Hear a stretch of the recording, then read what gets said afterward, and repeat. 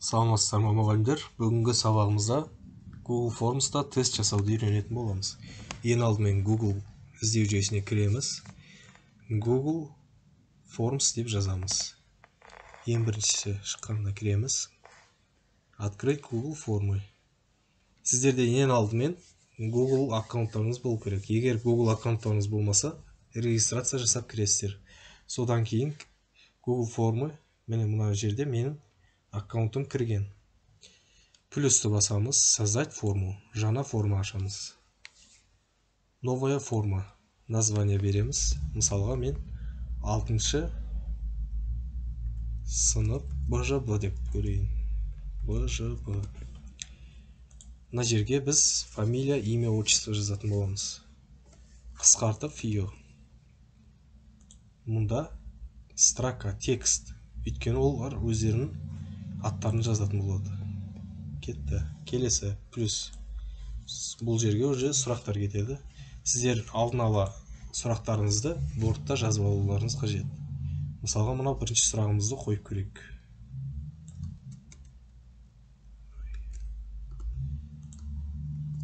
Сұрақ кетті. Енді варианттарын толығымен көшіріп аламыз. Мұнда қойсақ өздері орнына түседі. 5 түрлі вариант түсті. Енді біз бұл жерде тест режиміне көшуіміз керек. Ол үшін мынау гайканы басамыз. Тесты сохранить. Тест режиміне көшті. Ответыға кіріп, ішіндегі жауабын береміз. Мысалға А деп көрейік, 1 балл. Егер 2 жауап болса, 2 балл береміз. 1 жауап болса, 1 балл береміз. Готово.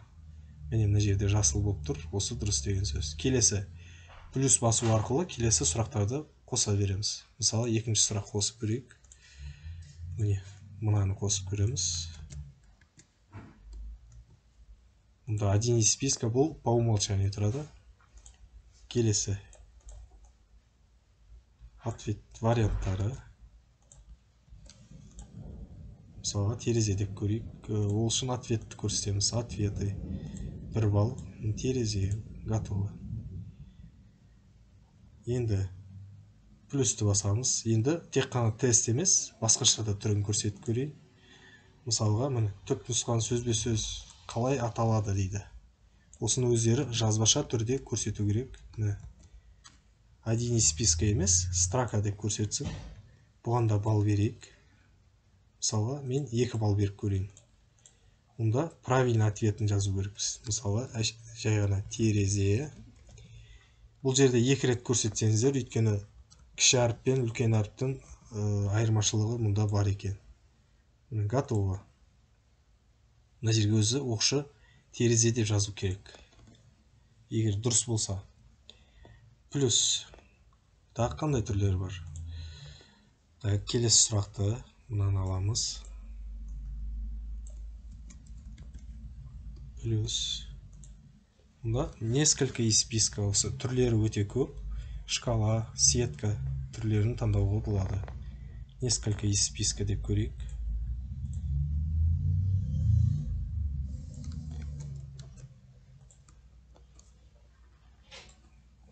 Так, міне.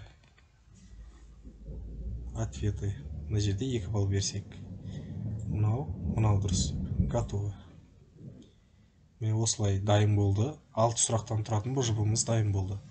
Сіздер енді өздеріңіз білесіздер, неше сұрақ болу керек. Енді дайын болды. Енді тексеріп көруіміз керек. Отправить.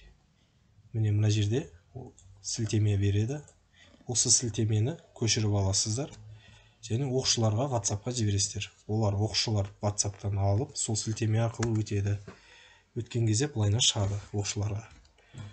Ол оқушы атын жазады, фамилия, имя. Мен мысалы қысқартып жаза салайын. Ерсултан.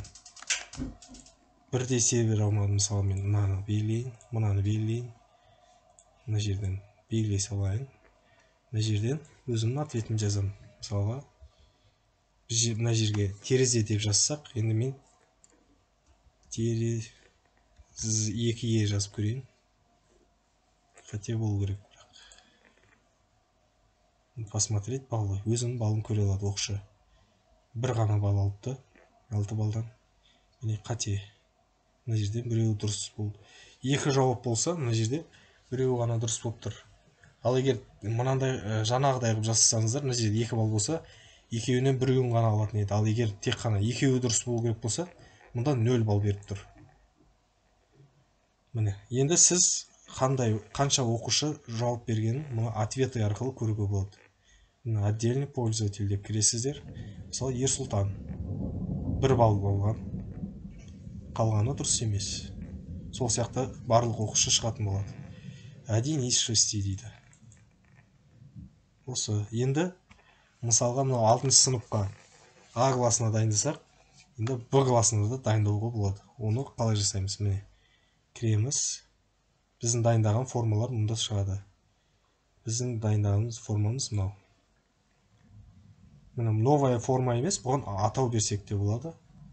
Мұнда жазылады, 6-шы БЖБ деп жазылады. Енді оны көшіруге болады бізге. Көшіру үшін создать копию. Бұл жерге копия емес, 6-шы Б сыныбы деп қойсақ болады. 6-шы Б сыныбы. Сыныбы. Сол сияқты жалғаса береді. А, Б, В деп өздеріңіз бөле берсеңіздер болады. Бұл жерде бір жақсысы оқушыларыңыз шатасып кетпейді. 6 Б сыныбы. Міне, қайтадан кіріп көрейік. Міне, 6-шы сынып, А классы деп өзгертіп қойсаңыздар болады. 6-шы А сыныбы.